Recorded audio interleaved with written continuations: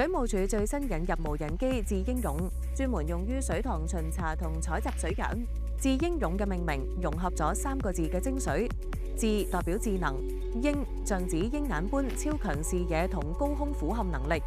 勇就係勇敢面對惡劣環境。呢架無人機最大特點就係可以快速覆蓋整個水塘同周邊集水區。佢搭載高清相機、熱成像鏡頭同多光譜感應器，能夠由高空清晰偵測水面、垃圾、違規活動同水質異常情況等。同時，佢仲可以精準飛到指定位置，自動伸出採樣裝置抽取水樣。以往水塘巡查同採樣需要工作人員坐船或行陡峭斜坡，過程費時而且存在安全風險。使用智英勇之後，大大提升咗巡查效率，同時有效減低員工面對滑坡、跌倒或中暑等危險。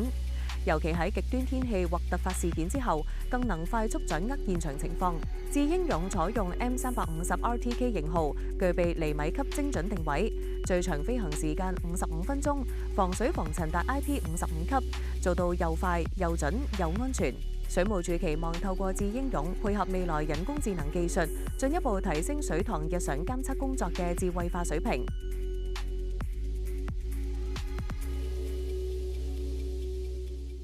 無人機智英勇除咗用於水塘巡查同採集水質樣本外，亦可以配合水務設施數碼化管理。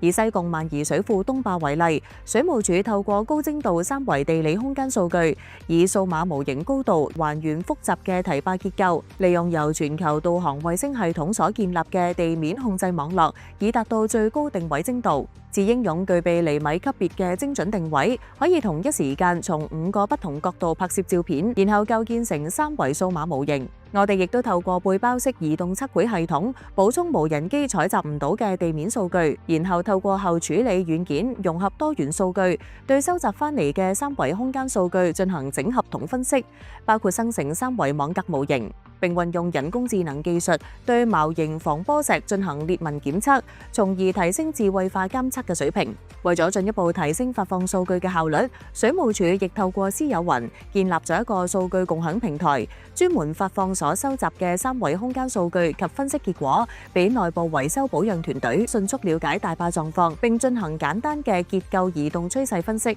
清晰嘅視覺影像不但能夠令複雜嘅數據可視化及易於理解，更可以從3維模型中作出簡單嘅大小尺寸量度等等。水務署期望運用無人機智英勇結合人工智能技術，可以對水塘及水庫等水務設施作出更進一步嘅智慧化監測。